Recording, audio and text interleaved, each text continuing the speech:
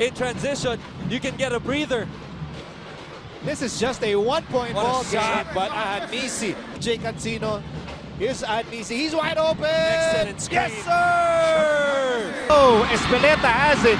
2 seconds to go. AHANMISI from half court. Yes, sir!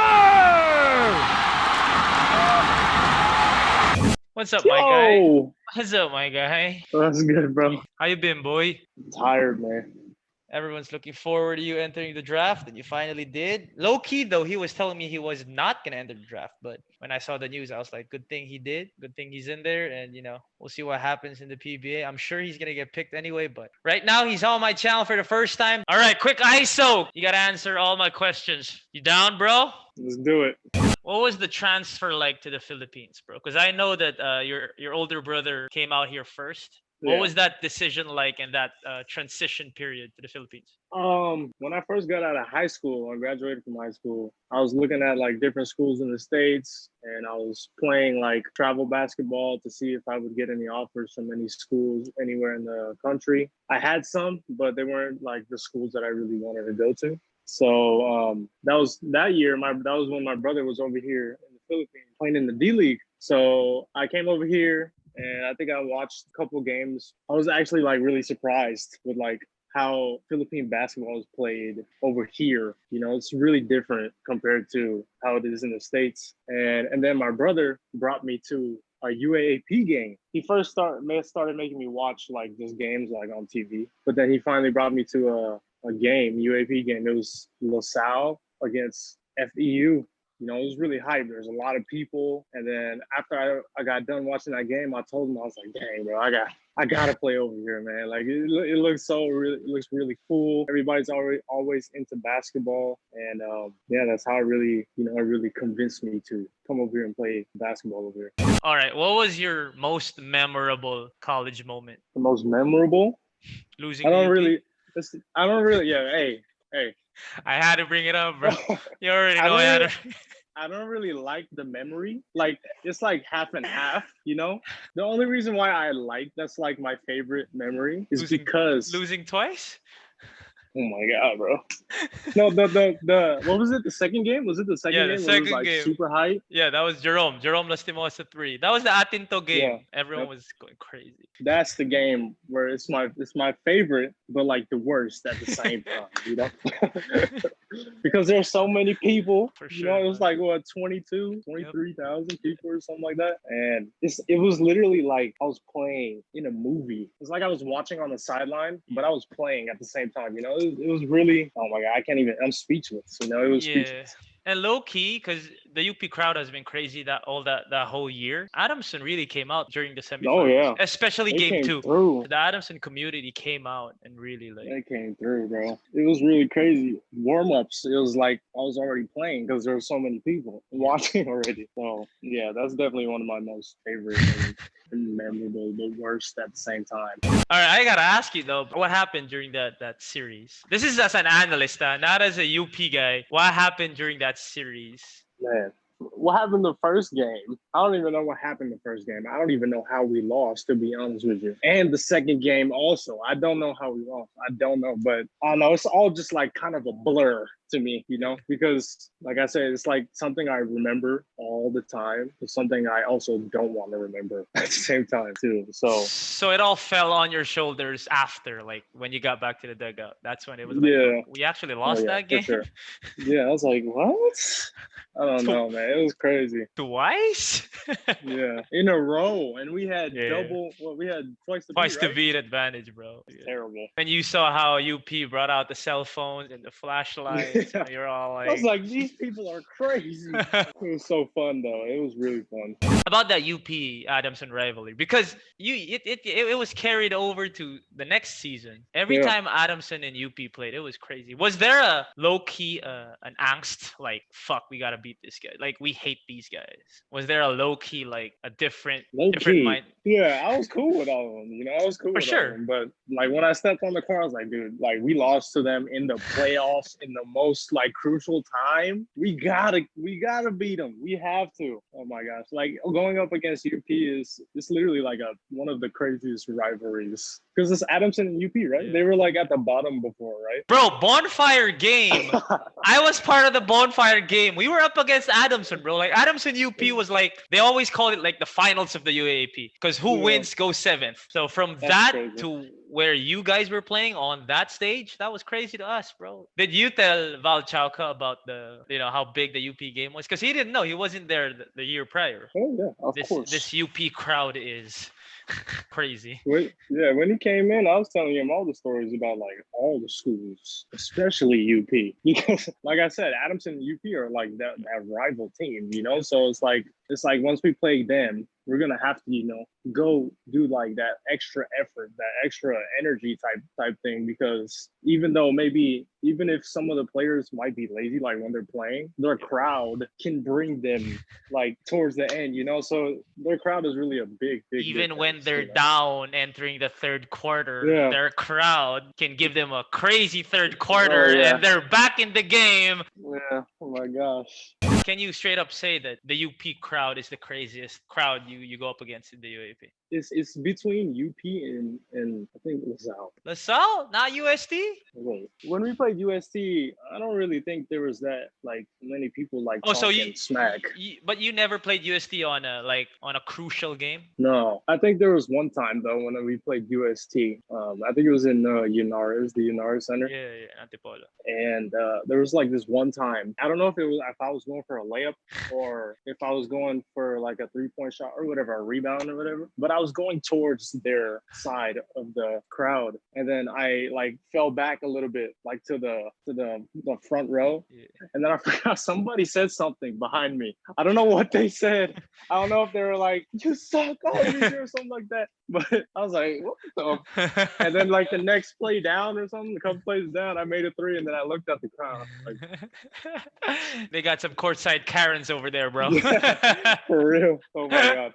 What was it like to have your older brother when you came out here? It was him who actually really introduced you first to the college game. And then when he came out here, everyone was talking like, "Oh, this is Mav's younger brother." That was you when you first came out. Maverick Yeah. Misi's younger brother. What was it like to have him by your side and then slowly get out of the shell and like be your own guy, be your own man? I loved it, to be honest with you. Like I wouldn't ask any other like pathway to go down, you know? Imagine if I came here like by myself and I didn't know anything or where to go or what to do, you know what I'm saying? So he really guided me, you know, he really showed me the ways to go, the people to trust, the people to talk to, whatever. And you know, he really was really like a mentor to me, like an idol to me out here in the Philippines, especially because he was in the PBA. So Yep. Does he get that's JERRICK's brother now or nah?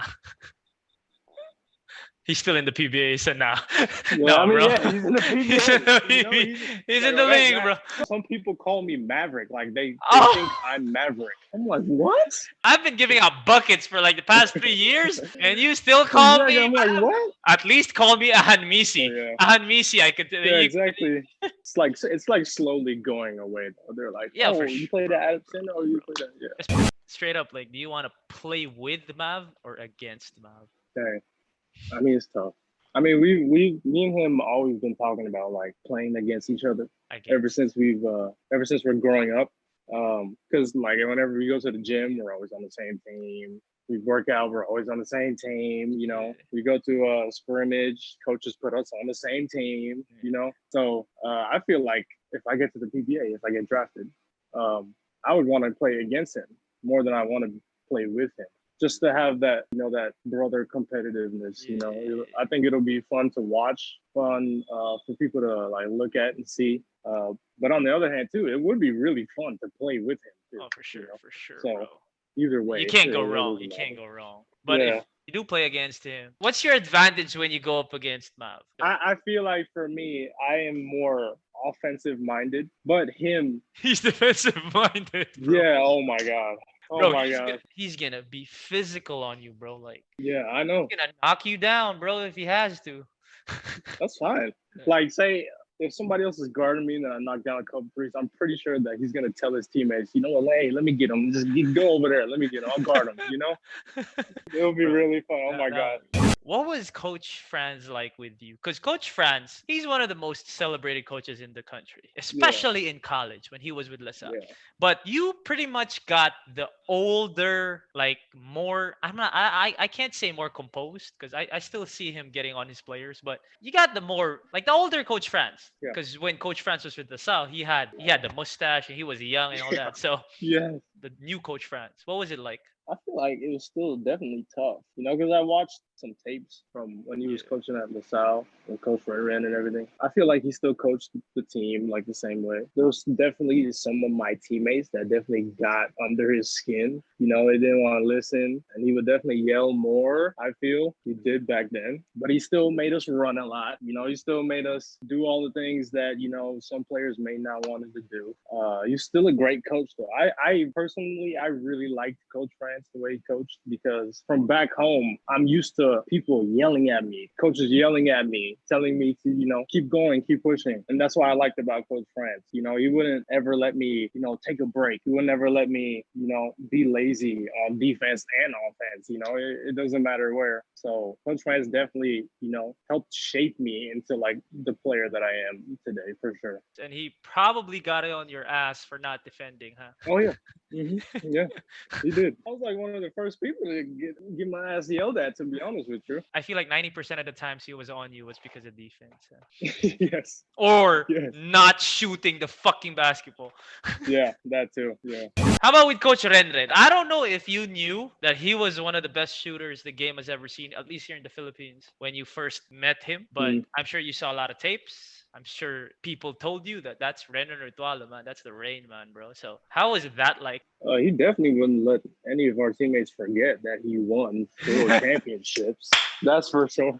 He wouldn't let us forget it at all. Like, especially after like we would lose like some playoff games, and then we would come back from practice like a month later. You guys fucking lost. You guys, I did this when I was in college. Blah, blah, blah. We were like, come on, man, like Jesus Christ.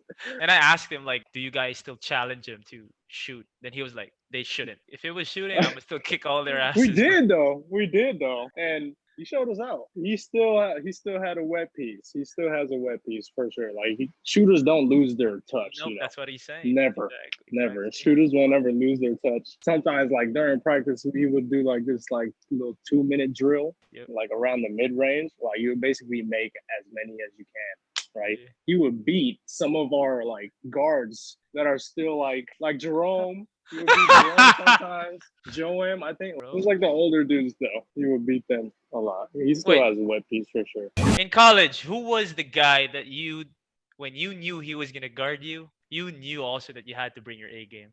When I knew he was gonna guard me, Kib. Kib Montalvo. Yeah, he was. Oh my god, that man was so annoying, bro. Like, oh my goodness. Oh my goodness. What would he do, Like, bro? what? I mean, you saw it during. I mean, I'm pretty sure most people saw it during the games. You know, especially during playoff games. Even if it wasn't a playoff game, it was just a regular game during the season. He would still act like, you know, it's a playoff game. He would always be in my ear. He would always be trying to get into my head, you know, maybe try to send me some elbows, you know, punch me in the stomach or whatever. Give me something that Kib would say. He wouldn't really say anything, to be honest with you. He would just be like, really, you know, like he'll be up in my face, like, and I would just be like this, you know, like looking away. You know, just trying to score and stuff, but he'll just still be like right there. Be like bumping me with his chest, you know, all that stuff. Like he'll be doing all the dirty type of stuff.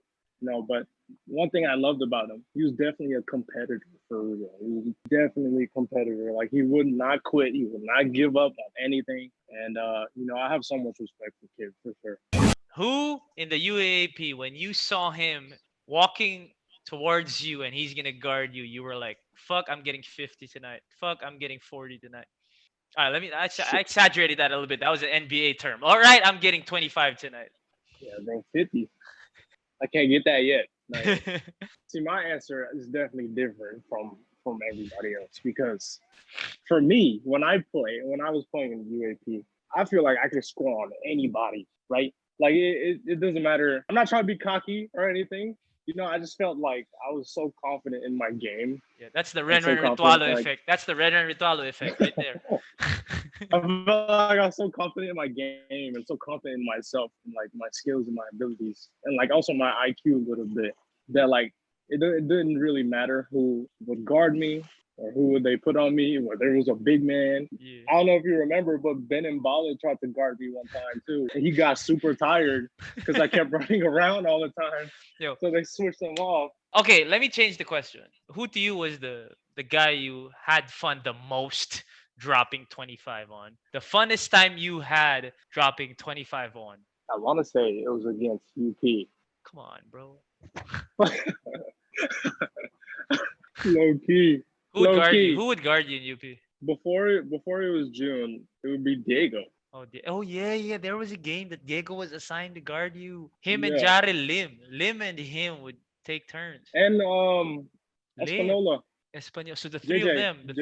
the three of them would guard Yeah, you. they would all just be switching out on me. They'd all just be switching out on me. So And that was a fun 25. yeah, Coach Bo, because Coach Bo, like I know, like every time I would score, I would low key look like towards their bench and look at Coach Bo, and he'd be like, "Oh my god," like he would be pissed, and then they would switch out another player, and then I would score again, and then they're like, "Oh my god, what are you doing?" Like that, you know. It was just really fun, like playing against UP and everything like that. I brought this up earlier. What changed your mind into entering the PBA draft?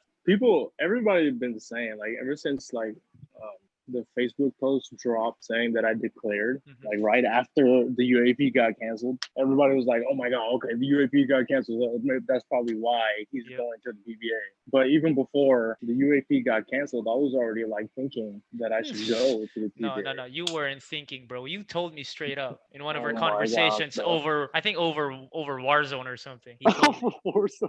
over one of our conversations, this guy already told me straight up that he wasn't gonna go back to Adamson. So don't tell me you were thinking about not going back to Adamson. You weren't, bro. See that when I told you that, bro, I was so like set on playing my last year because you know I felt like You I told had me to. you weren't gonna play your last year. Oh, weren't? Or Yeah, was bro, going you to? told me straight up, I'm not gonna play my last year anymore. I'm gonna go back to the States. That's what. Oh yeah, yeah. Now I That's can share to everyone because now you already declared. Okay, so this guy told me this was like mid-pandemic, maybe August or something like that. This guy told me straight up that he wasn't planning on playing basketball anymore and he was Yeah. gonna fly back to the States. Goddamn What? pandemic? Exactly. That's What changed your mind? I think what changed my mind was that I actually had a chance to play in the PBA. You know, because first when I told you that, I didn't even think that I had a chance, or I didn't really think that I could have applied to the PBA until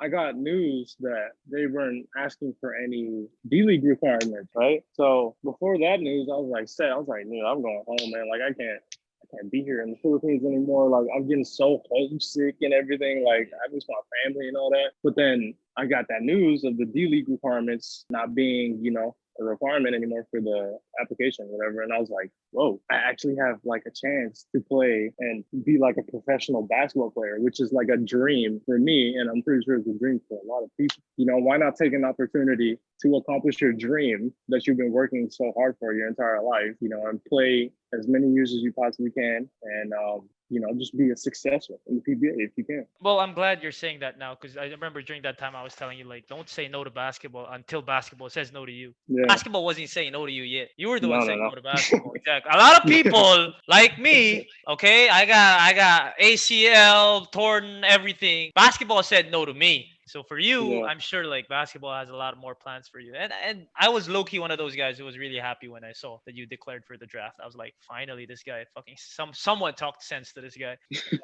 Who in PBA are you most excited to match up against, other than your brother? Okay, I was gonna say Exactly. my brother. Paul Lee, bro. Paul Lee. You want to guard Paul Lee? I want to play against Paul Lee. Or these are my top three people I want to play. Paul Lee, Stanley, and LA Tenorio, those three. Because first of all, Paul Lee, I met him when my brother first got drafted. So they were still on the same team. I just saw in practice how good this man was. You know, he like everything just came so easy to him. Like it looked like he was just like going like that, and then all of a sudden he'll make a three, and I'll be like, what the? He was like a little bit bigger back then too. Yep. So I was like, what, man? My brother got really close with Paul Lee. So whenever he hung out with Paul Lee, I would hang out with them too. So I got a chance to like talk to him about like college and like maybe get into the PBA eventually and stuff like that. And, you know, he's really been besides my brother, he's been a really good, you know, mentor to me also. I can still hit him up whenever, like on Instagram, ask him, you know, if I can work out or whatever with him, where I can get some workouts and stuff like that. And he's really like genuine and humble, and he's really open to talking about everything. Stanley, guy MVP, you know, guy MVP because he's just the best player in the PBA right now. Yeah, that too. But when Coach France was coaching Globalport, oh yeah, they got on it. Stanley was there. They got on each other. Coach France, he like set up a game for Adamson and Globalport, like a little scrimmage. So I got to play against him and Terrence Romeo.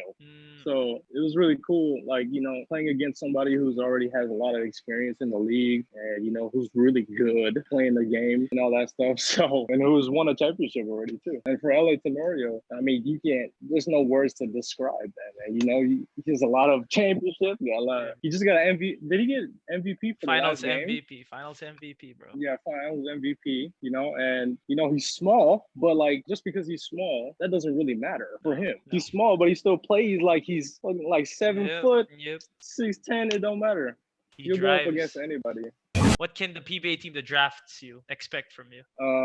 To whoever drafts me, all I can say is he's gonna shoot. He's gonna shoot. I'm gonna shoot. I'm definitely gonna shoot. Definitely gonna shoot. And you know, I just think that I'm gonna work hard. You know, you guys will see that I will work hard every day. I'll go 100% every day to improve myself as a player and to make the team better as well. And I'm definitely going to be excited to whoever I play with. It really doesn't matter who. And, you know, I'm pretty sure I'm ready for the PBA, take on the PBA. Everybody you want to thank, everybody you want to, you know, you appreciate, from Adamson to whoever back home to your, you know, just everything. I'm going to give you the floor. First, I want to say thank you to Adamson for shaping me into the player that I am, for all the staff, all the coaches. I want to thank everybody for the 4 wonderful years at Adamson. We made it to the Final Four for 3 years. That last year was kind of, you know, kind of iffy, but, you know, I hope I still made a mark at Adamson. I hope I still will be remembered at Adamson.